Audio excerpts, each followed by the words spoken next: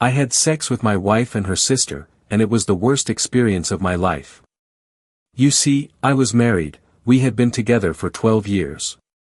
My wife was always very reserved, quiet, a true princess.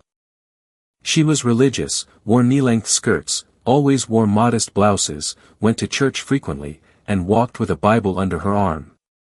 I sincerely believed I had found the ideal woman for me.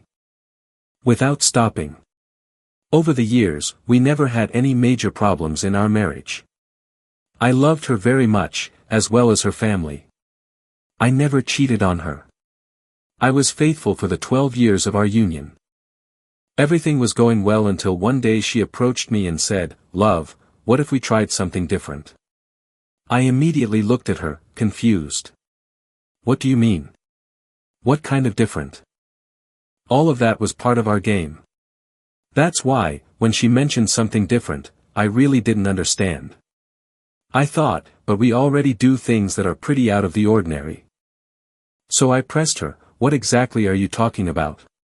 That's when she looked me in the eyes and said, "Have you ever thought about inviting someone else?" In that moment, I panicked internally. Did she want to bring another man into our relationship? Did she want me to watch her with another man? Or worse, did she want to bring someone in for me? I was completely lost. Someone else? What do you mean? She then replied with complete calm, "What if we invite my sister?" When she said that she wanted to invite her sister, my first reaction was absolute shock. Her sister, and I don't mean a foster sister or anything like that. This was her blood sister, same parents, same family. My wife's sister was about 25 at the time, and honestly, I had never seen her date anyone or have a partner. She was extremely shy, barely spoke to anyone. She spent her days on the internet. Working some kind of online job, no one knew exactly what, and lived a practically isolated life. My wife, on the other hand, was 35 years older, and had always been very protective of her sister. She looked after her, showed her affection, they were very close. Her sister was always at our house, especially since we lived near their parents. So, in that moment, I looked at her and asked, "Honey, what do you mean, invite your sister? What are you talking about?" She explained that her sister wanted to discover herself, to experience something new.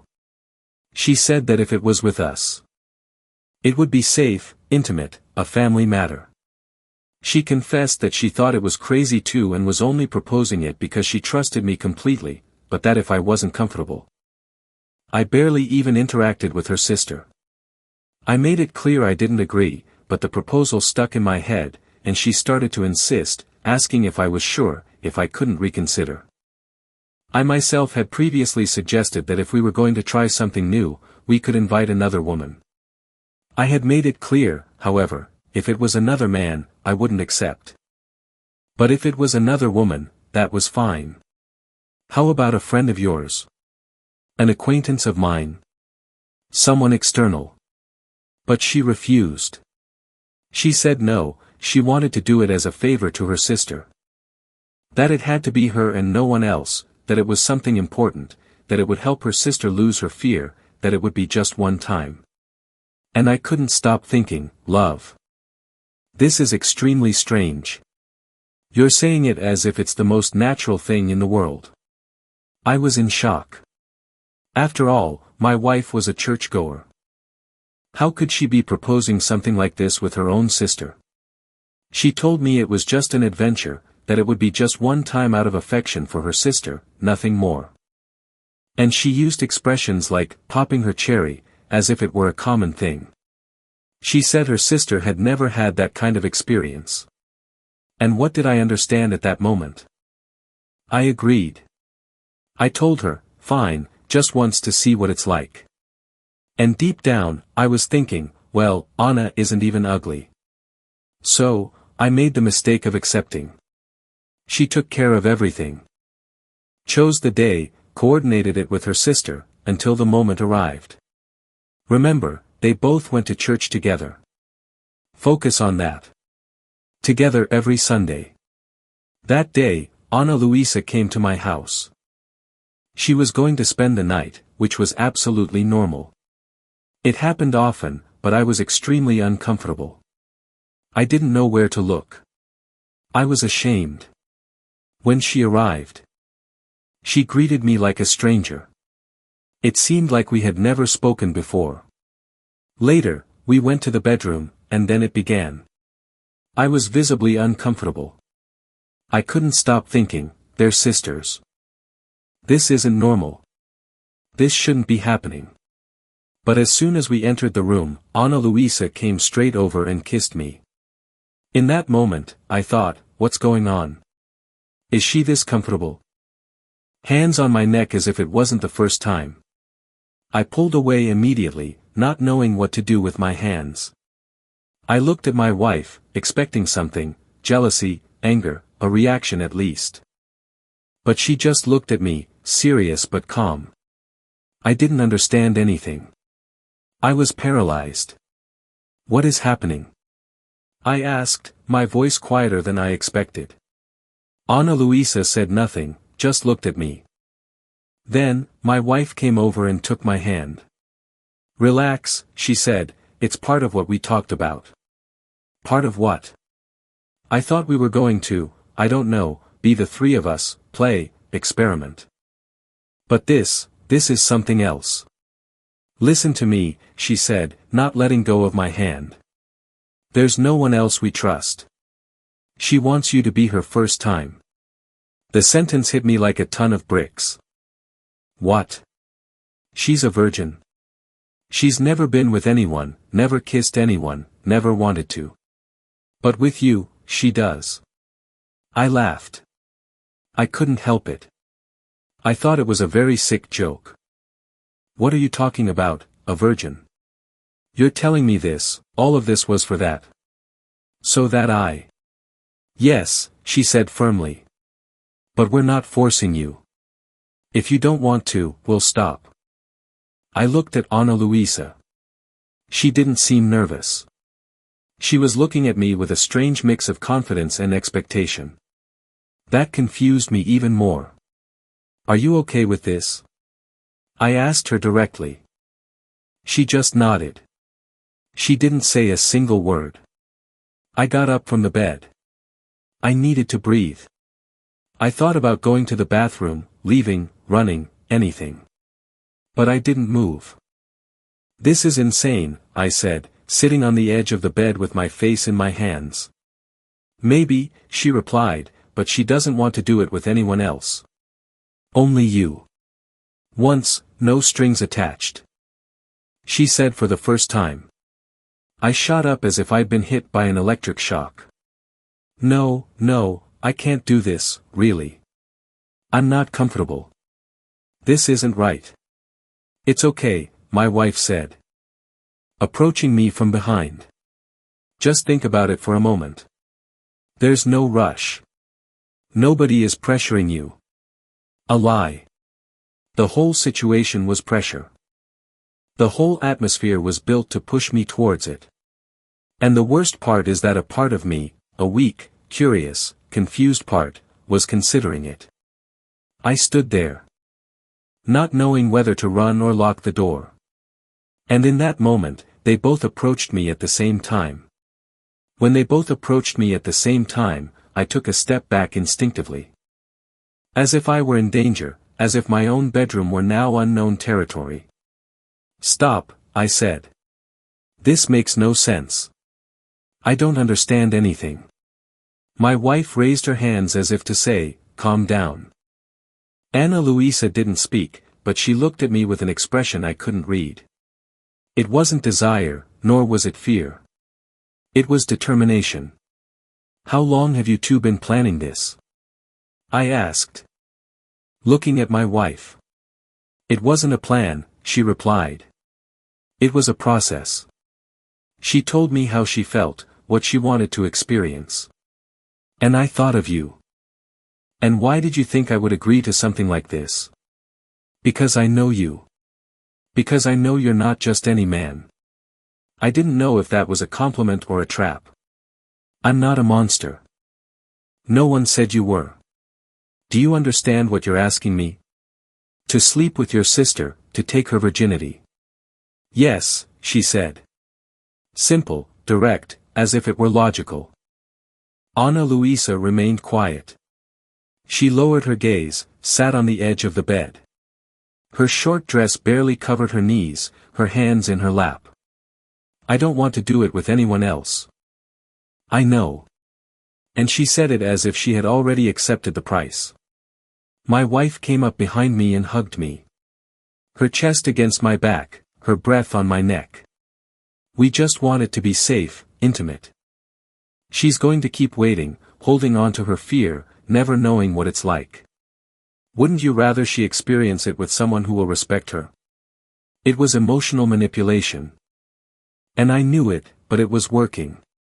Ana Luisa raised her eyes and looked at me intently. I don't want to do it with a stranger. I stayed silent.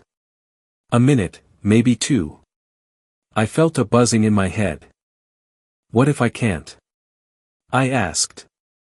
My wife smiled slightly, as if that was the signal she was waiting for. You just have to be with us. The rest will flow. And before I could answer, Ana stood up and took off her dress. When Ana Luisa let her dress fall, I didn't look at her body, I looked at the floor. I felt a mixture of vertigo and shame that tightened my chest. It was as if I had crossed an invisible line and now there was no going back. She barely covered herself with her arms, as if she didn't know what to do with them. There was no eroticism in it. It was awkward, real, fragile. My wife took her hand and sat her on the bed again. Then she turned to me. Can you come here? Only if you want to. I didn't answer. I approached like an automaton.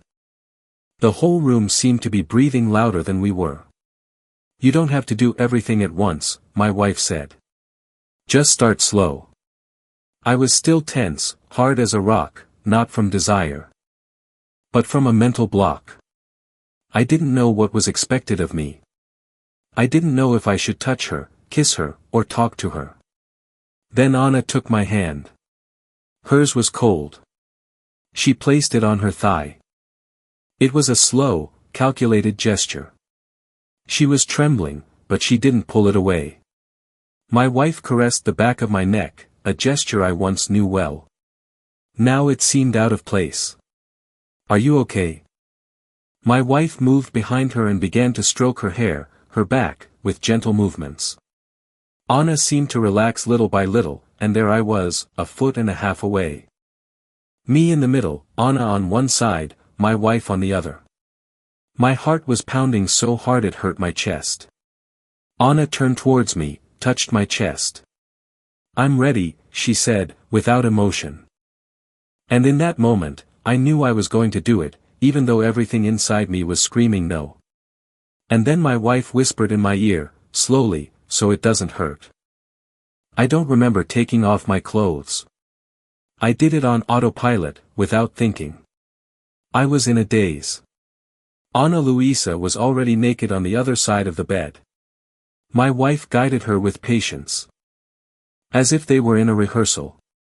The position, the hands, the gaze, everything seemed orchestrated. I didn't feel desire, I felt a weight, a pressure in my chest, on my shoulders, in my head.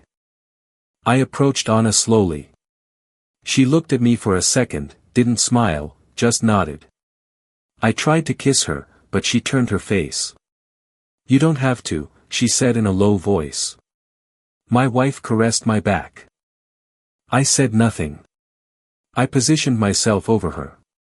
My hands were shaking. I couldn't believe I was there, doing that. There was no lust, no perversion, just tension, shame, and a lump in my throat. I tried to be gentle. It wasn't easy. Ana was stiff. She squeezed her eyes shut, her mouth tight. I entered with difficulty, very slowly. She let out a small, dry moan. I stopped. Are you okay? Yes. But she wasn't. Neither was I. No one was. My wife took her hand, squeezed it, and murmured something I didn't understand. I continued slowly, just enough, only until I finished. I heard Anna get up, then my wife, their steps in the room, some soft laughter at the door, almost as if nothing had happened. I was left alone in the bed, in a cold sweat, my skin sticky. My body empty, with only one sentence in my head: what did I just do? I woke up with a dry mouth and a pain in my back. The room was silent. I looked at the clock. It was past 10. I was alone in the bed, my wife's side empty, the sheet crumpled. I sat up. My body felt heavy, my stomach churned, not from hunger, but from that mix of guilt and confusion that leaves you not knowing whether to cry or vomit. I put on my pants and left the room. I found them in the kitchen. Ana Luisa was drinking coffee, sitting at the counter. My wife was cooking eggs as if it were any other Sunday. "Good morning," she said without looking up. Ana said nothing, just looked down. I nodded in silence. I didn't know what to do with my body, or my gaze, or the memory of the night before. I sat to one side, not touching the cup they placed in front of me. "Did you sleep well?" my wife asked. Closed the door. I watched her disappear down the hall and turned to my wife. "So now what? Now what? What, are we going to pretend it didn't happen? Just like that?" She shrugged. I stood up, leaning my hands on the table. I didn't want to do it. I felt pressured. "Do you know what that means? We never forced you. You didn't force me with words. You cornered me. You pushed me emotionally." She put the spatula down on the pan and finally looked at me. "You did it because deep down, you wanted to. And that's what's bothering you the most." I didn't know how to respond because there was some truth to it. The bathroom door opened. Anna came out with wet hair and clean clothes. She looked at me. I looked away. She walked over. But the only thing I did was say, "This isn't over." Several days passed without anyone talking about it, as if we had truly signed a pact of silence. According to my wife, she needed space. According to me, she was avoiding looking at me. One afternoon, while I was washing the car in the driveway, I heard voices on the porch. My wife's laugh. Another laugh I didn't recognize. I peeked over. It was the neighbor, Gabriel. 30-something, single, always in sportswear, friendly, the kind of guy who says hello to everyone. It was a coincidence. They ran into each other outside. And now they get along. We were just chatting. What's the big deal? I didn't answer, but something made me uneasy. The way she looked at him, how relaxed they both were, as if they had a new story brewing between them. That same week, Gabriel started coming by more often. Sometimes for coffee. Sometimes just to say hi. He always seemed to show up when Anna was there. One night, coming back from the supermarket, I saw his motorcycle parked in front of the house. I went inside, it was silent. "Hello?" No one answered. I walked down the hall and saw a light under the guest room door. I got closer. Low voices, laughter. "Is everything okay?" I asked. A silence. Then my wife's voice. "Yeah." Sometimes he would bring something to share, sweet bread, juice, ice cream. Always with that friendly guy's smile that doesn't bother anyone. My wife welcomed him happily. Ana Luisa too. Me. Less and less. One afternoon, while I was sweeping the patio, I saw the three of them playing cards in the living room, laughing, very comfortable. I started noticing other things. My wife was dressing up more, wearing perfume even just to be at home. Anna started wearing lipstick. Small details, but new. One night I came home from work earlier than usual, entering quietly. The house was dark. "Hello?" Nothing. I went straight to the closed guest room. Light from underneath, total silence. I stood there for a few seconds, listening. Nothing. Knock, knock. Is everything okay? Silence again. Then quick footsteps. The door opened just a crack. Anna, with a serious face. What is it? Nothing. I just got home. Are you alone? Yes, I'm just watching a series. I looked at her intently. Something didn't add up. There was another smell in the room, a strong, masculine cologne. I didn't press it. I left, but I didn't sleep peacefully that night. The next morning, I found a mug that wasn't ours in the kitchen, one of those black thermal ones with a lid. Is this Gabriel's? I asked. Yes, my wife said without flinching. He forgot it yesterday. He was here yesterday. Yes. Didn't you notice? I didn't answer. I just nodded.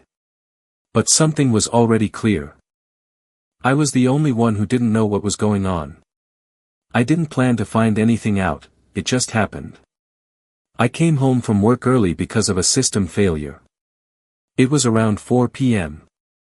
The front door was closed but unlocked. Total silence. No sound from the TV, no voices, no footsteps. But I felt something strange. That uncomfortable quiet when there are people who don't want to be heard. I went straight down the hall. The guest room door was ajar.